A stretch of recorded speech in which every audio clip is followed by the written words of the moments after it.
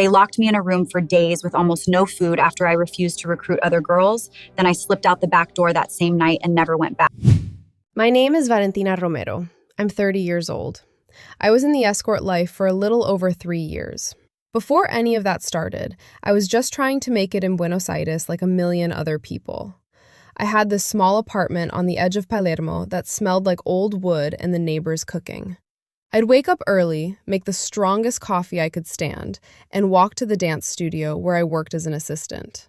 The floors there were scuffed and a little uneven, but I loved them. I'd get there before anyone else, turn on the lights, and sweep while the city was still quiet. Then the kids would start showing up for their classes. Some of them were shy, some couldn't stand still, but when the music started, they all tried. I'd help correct their posture, count the beats with them, clap when they finally got a step right. Clara, the owner, would watch from the side and nod. She didn't say much, but she let me stay after the last class and use the space for free. I'd put on an old tango track and just move until my legs burned. Evenings were the cafe. Same street, different world. I'd change out of my dance clothes in the back, tie my hair up, and serve coffee in medialunas until closing. The regulars knew my name. One old man always ordered the same thing and left a bigger tip than he should have. I'd wipe the same tables over and over, listen to the same conversations, and count the hours. On good nights, the tips covered groceries. On bad nights, I ate rice and whatever was left in the fridge. I called my little brother a couple times a week. He'd tell me about school or some dumb thing that happened in Córdoba, and I'd pretend everything here was fine. I'd send money home when I could. Not a lot, but enough that my parents wouldn't have to sell anything else. I never told them how tight it actually was. Rent, food, the occasional doctor visit when my feet got too bad from dancing all day. It added up. The studio was always a little short on students.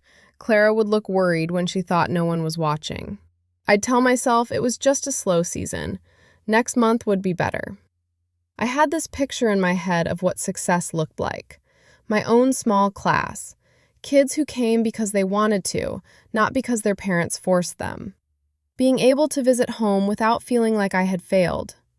I practiced every night I could, sometimes until the building security guy knocked and told me it was time to lock up. I'd walk home with music still playing in my head, already planning the next day. It felt ordinary. Hard, but ordinary. I thought if I just kept showing up, things would eventually open up for me. I didn't know how close I already was to everything shifting. It didn't happen all at once. That's the part that still messes with me. 1 month, the rent on my place went up and I just absorbed it. Skipped a few dinners out, walked instead of taking the bus, told myself it was temporary. Then my brother called and said Mom needed help with a medical bill. Nothing huge, but enough that I had to send almost everything I'd saved that month. I remember sitting on the floor of my apartment after hanging up, staring at the empty fridge and thinking, okay, next month will be better. It wasn't. The studio started losing students. Clara didn't say much at first, just sighed more and kept the lights off in the empty rooms. I'd still show up early, still sweep, still help the kids who came, but there were fewer of them. Some weeks it felt like the place was holding its breath. I picked up extra shifts at the cafe, double shifts sometimes.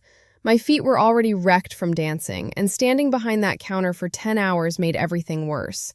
I'd come home, kick off my shoes, and just sit there with ice packs until I fell asleep sitting up. I stopped calling home as much. Not because I didn't want to. I just didn't have anything good to say. My brother would ask how things were going, and I'd give him the same short answers. Fine, busy, working a lot. He'd go quiet on the other end, and I knew he could tell. Loneliness got louder in that apartment. The walls felt thinner. I'd practice alone at night just to hear music instead of my own thoughts, but even that started feeling pointless when I was too tired to move right. Then Clara sat me down one afternoon and said she might have to cut hours, or close for a while. She looked older than usual. I nodded like it was no big deal and went back to wiping tables at the cafe that night with my hands shaking. I kept telling myself I still had control. I could figure it out. But the bills didn't stop. The exhaustion didn't stop, and the fear of going back to Córdoba with nothing kept growing in the background like something I couldn't quite look at yet. The studio closed on a Tuesday. Clara just put a handwritten note on the door, and that was it. No big announcement. One day there were classes, the next day the lights were off for good. I stood outside staring at that note for a long time, like it might change if I waited. I tried everything I could think of. I walked into every dance school in the neighborhood asking if they needed an assistant or even just someone to clean. Most of them said they weren't hiring. A couple took my number and never called. I picked up every extra shift the cafe would give me, but the tips still didn't cover rent plus what I was sending home. I looked at cheaper apartments. Everything decent was already taken or required a deposit I didn't have. I even thought about going back to Córdoba for a while, but the idea of showing up empty-handed made my stomach turn. I couldn't do that to my brother, or to myself. A girl I used to see around the studio, Mariana, texted me a few days later. Said she knew a way to make real money fast. Just company, dinner, conversation, men who paid well and didn't expect much. I told her no, straight up, said I wasn't that kind of person. She didn't push, just said the offer was there if things got worse. They did. My landlord left a notice on the door, 2 weeks behind and counting.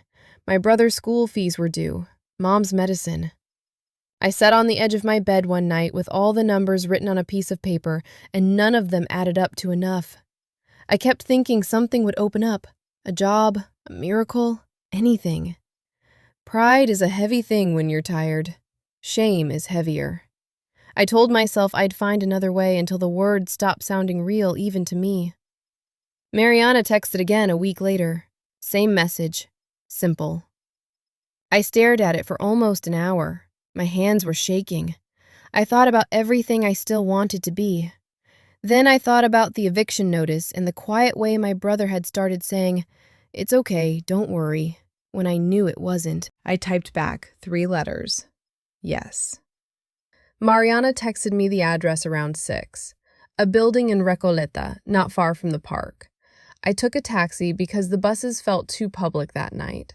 The driver didn't say much. I stared out the window the whole way, counting the turns so I wouldn't get lost if I had to leave fast. The building looked quiet from the outside. Clean lobby, a doorman who barely glanced at me when I said the apartment number. Upstairs, the hallway smelled like floor wax. Mariana opened the door herself. She was dressed nicer than I'd ever seen her. She smiled like this was normal and told me to come in. There was another woman inside, older, sitting on a couch with a notebook. She looked me over once and said, "You're the new one." No hello, just that. She explained it quick. The client would arrive in 20 minutes. Dinner first if he wanted. Conversation. Then whatever he paid for. She said the money was already agreed on. Cash at the end. No phones during. No personal questions that go too deep. If anything felt off, I was supposed to text a code. But she made it sound like that never happened. I nodded like I understood. My hands were cold. The client showed up right on time. Mid-40s maybe. Nice shirt, expensive watch. The kind of guy who looked like he worked in an office all day and wanted something different at night. He was polite, asked my name if I wanted a drink. We sat at a small table by the window. He talked about work for a while. I answered with short things. There were long silences where the only sound was the air conditioning. He asked if I danced. I said a little. He smiled like that was interesting. At some point, he stood up and nodded toward the bedroom. I followed. The room was dim, clean, nothing personal on the walls. I remember the sheets were white and cold when I first touched them. Afterward, he got dressed faster than I did. He left the money on the dresser without counting it in front of me. Thick envelope. He said thank you like we had just finished a business meeting, then left. Mariana was still in the living room when I came out. She checked the envelope, handed it back, and told me I did fine. I put the money in my bag without looking at it too long. Outside, the air felt heavier. I walked 2 blocks before I flagged another taxi. The driver asked if I was okay. I said yes. I watched the city lights go by and kept my bag tight against my side. By the time I got back to my apartment, I already knew something had shifted. Not loud, just permanent. Like a door that closed behind me and wouldn't open the same way again. The money hit different the first time I counted it at home. More than I made in a month at the cafe and the studio combined. I paid the back rent the next morning, sent my brother enough to cover his fees, and still had cash left. That felt like oxygen. Within a few weeks, the calls came more often. Better places. Hotels with marble lobbies and staff who never looked you in the eye. One client flew me to Mendoza for a weekend just to have dinner and talk. Business class. I had never been on a plane before. The seat went all the way back and they handed me a hot towel like it was normal. I remember looking out the window at the clouds and thinking, this can't be real. Clothes started showing up. Not gifts exactly, more like expectations. A dress for this event, heels for that one. Mariana would drop them off or tell me where to pick them up. I stopped wearing anything from my old closet. My apartment started looking different too. New sheets, a nicer coffee maker. I moved to a better building because the old one felt small once I knew what else existed. There were dinners where the bill was more than my old monthly rent. Conversations about investments and politics I only half understood. One man talked for an hour about a deal he was closing, and then casually mentioned something that could get people in trouble if it got out. He laughed afterward like it was nothing. I laughed too. That was the rule. You never looked shocked. Strange requests came early. Sit through a long business lunch and just smile. Pretend to be someone's girlfriend at a family event so his relatives would stop asking questions. One night, I spent 3 hours in a hotel suite while a client took calls in another room. He paid full rate for me to wait. I watched television with the sound low and tried not to think about how quiet the city felt from that high up. Every week, something shifted. A boundary I didn't even notice until it was already behind me. Staying out later, answering texts at any hour. Learning which names not to say out loud. The money made it easy to ignore the parts that felt off. I bought my parents a better fridge, helped my brother with a down payment on a used car. For the first time in years, no one at home was scrambling. I told myself I was still the same person, just smarter about how I survived. But the old life started fading. I stopped checking for dance studio openings, stopped answering messages from people who still worked regular jobs. The nights I had free felt empty instead of peaceful.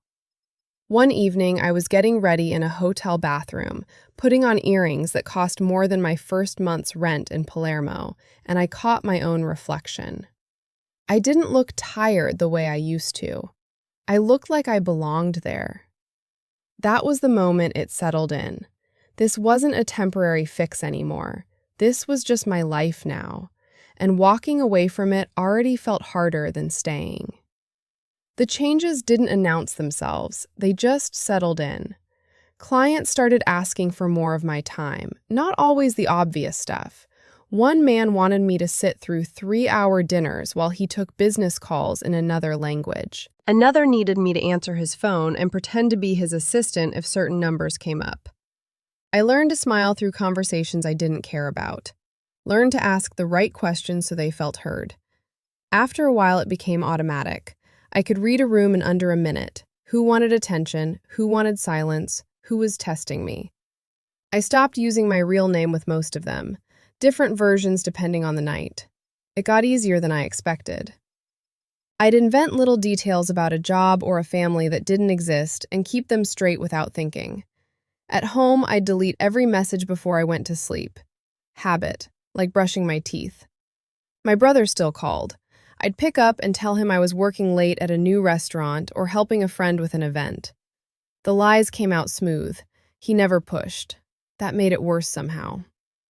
Birthdays slipped by. Holidays. I missed his graduation because a client had already booked the weekend. I sent money instead and told myself it was the same thing. Days and nights flipped. I'd sleep until 3 in the afternoon and wake up already tired. The expensive hotels stopped feeling special. Same marble, same minibar, same polite staff who never asked questions. I started noticing exits without meaning to. Which door led to the stairs? How long the elevator took? Carrying cash became normal. So did the quiet relief when a booking got canceled at the last minute. Some clients were decent. One older man just wanted company while he ate. He'd talk about his kids and tip extra. Others were harder to read. One kept changing the plans after I arrived. Different restaurant, different time, different rules. Another liked to test how far I'd go with small requests that had nothing to do with the original agreement. Nothing loud, just pressure that sat in the air until I gave in on something small so the night would end. I lost the last of my old friends around then. One of them showed up at my building unannounced. I wasn't home. When I finally called her back days later, she sounded different, distant. I made excuses and never followed up. It was easier that way. The people running things started tightening the schedule. More nights, less say in the bookings. My phone would get held during certain jobs for security. I told myself it was temporary, that I still decided when to say yes. The truth was, I had stopped saying no to most things. The money kept coming, my family kept needing it. And the version of me that used to care about normal days felt farther away every month. One morning, I woke up in a hotel room I didn't remember checking into. The city was already bright outside. I sat on the edge of the bed for a long time, trying to remember what day it was. When I finally looked at my phone, the date meant nothing. That was the quiet moment it hit me. This wasn't a phase I was surviving anymore. This was just how I lived now, and I had almost stopped noticing. They called me in like it was just another meeting. Same apartment they used for the serious talks. The woman who handled the schedules was there, and two of the guys who usually drove us around. One of them locked the door behind me. That was the first thing that felt off. They didn't raise their voices. They just told me the numbers were down, and it was time I started bringing in new girls. Specifically, girls I already knew. From the dance studios, the cafes, the old neighborhood, people who trusted me. I said no, straight out, told them I wasn't going to do that. The room went quiet for a second. Then the woman said they weren't asking. One of the men took my phone. They walked me down the hall to a small room at the back of the place, bare walls, a mattress on the floor, a locked window. They shut the door. I heard the key turn. I don't know exactly how many days it was. 2, maybe 3.